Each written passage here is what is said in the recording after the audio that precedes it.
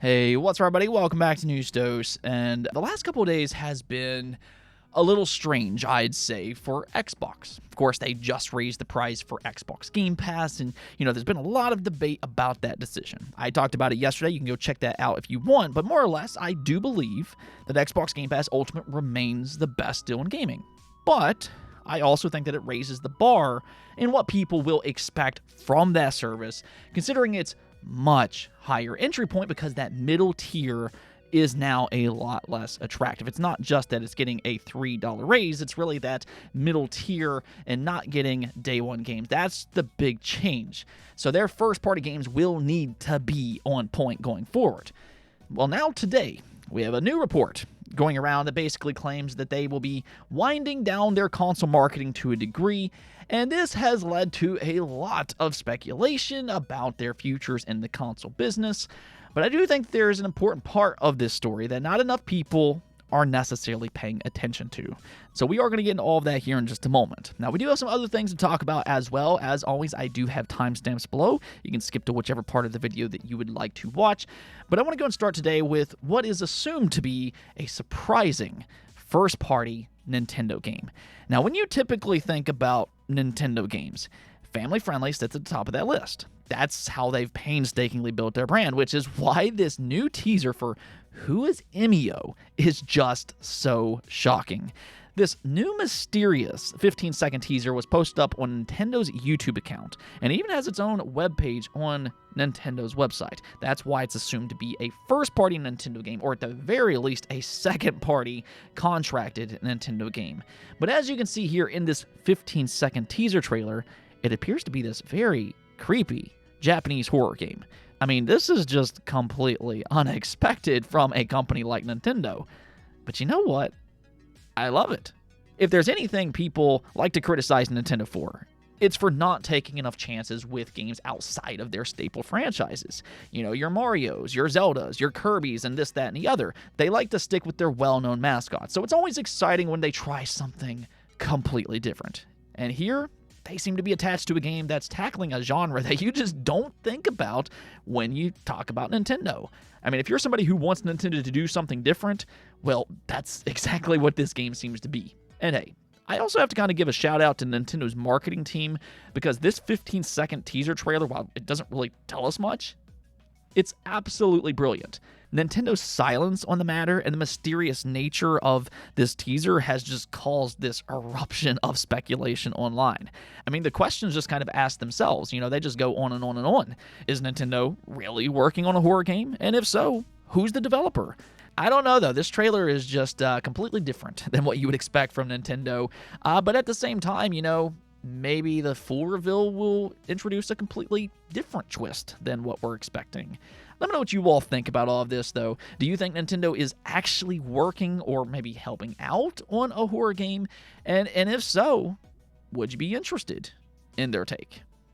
Okay, so let's go and talk about Xbox and about their future in the console business. I mean, if we want to talk about speculation, there has legitimately been speculation for over a decade that Xbox will exit the console business. This topic has been going on since the Xbox One days, and this conversation has really ramped up this year because of Xbox's new, more multi-platform strategy.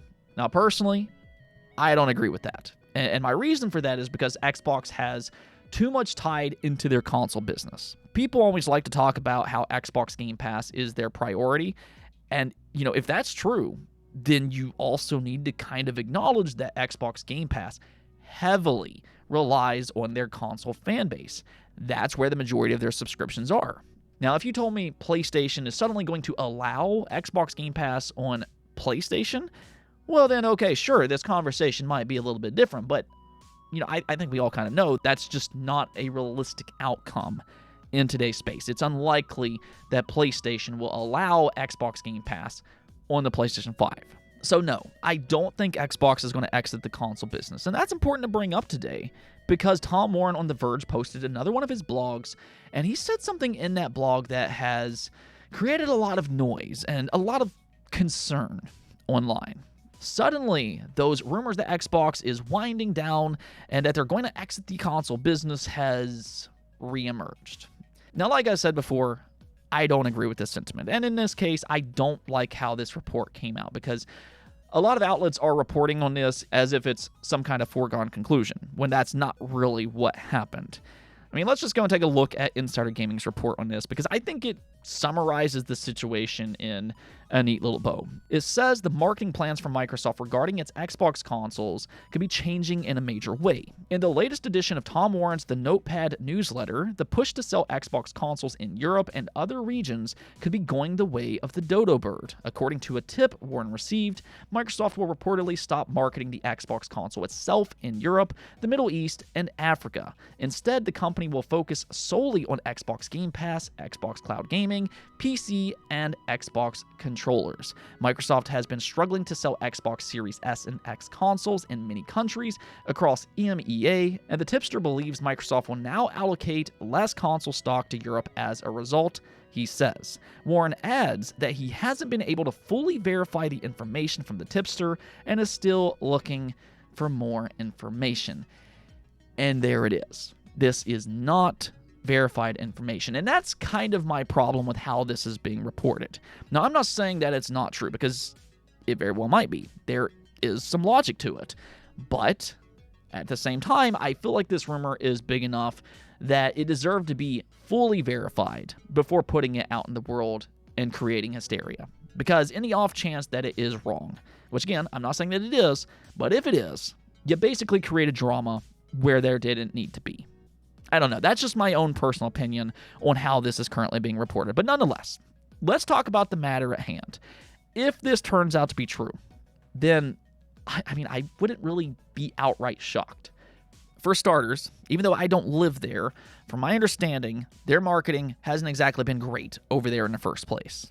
Then also, on top of that, the Xbox Series has been on the decline, especially in the EMEA. And even though they still intend to sell consoles over there, this report doesn't indicate they'll be exiting the EMEA or anything like that, but they might market it less and they might cut back on some of the stock and put that budget towards other things that they view could be more successful for the time being, or at least until they release their next console, which is currently believed to be in 2026.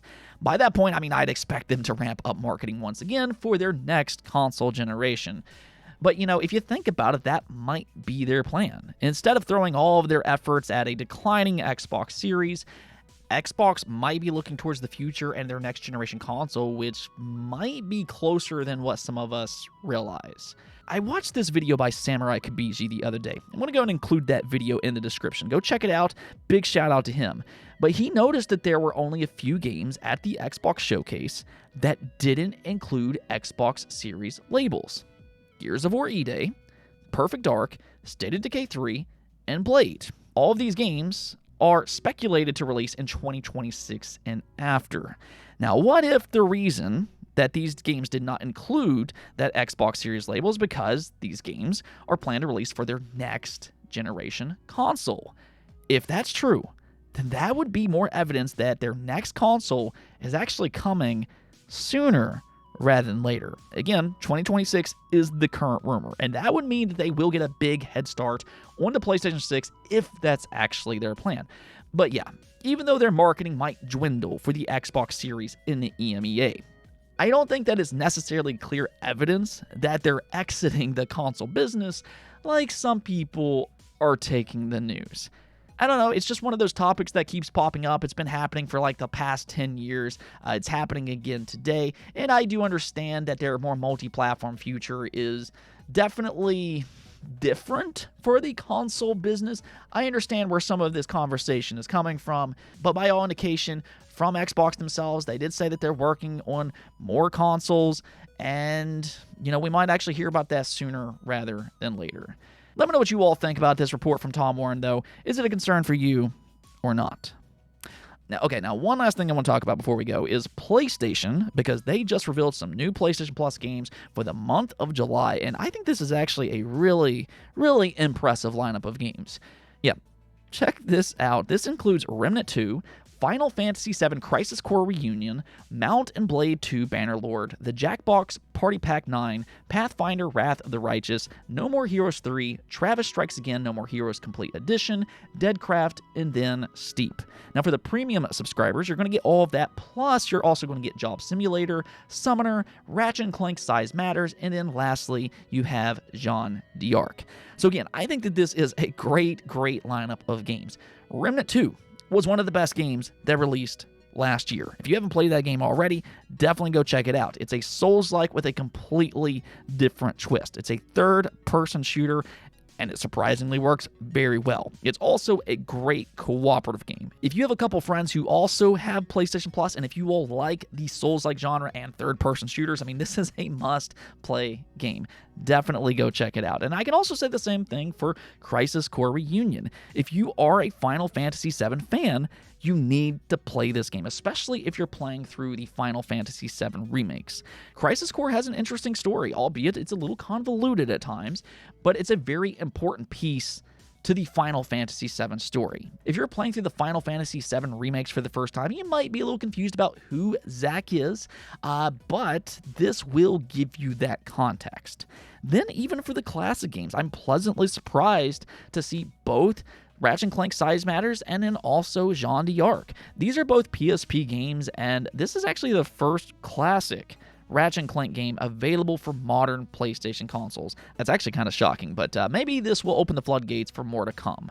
Of course, a lot of people have been playing through Sly Cooper. That's been one of their most successful classic games. So, you know, maybe those Ratchet & Clank PS2 games will come in the near future. I feel like those are no-brainers. I mean, come on, Sony. You know what to do here. And then, hey, Jean d'Arc. This is often viewed as one of the better PSP games. So, again, this is a great lineup, all things considered. Anyways, though, that's going to be it for this episode. Do let me know what you all think about the Xbox situation. But until next time, peace out.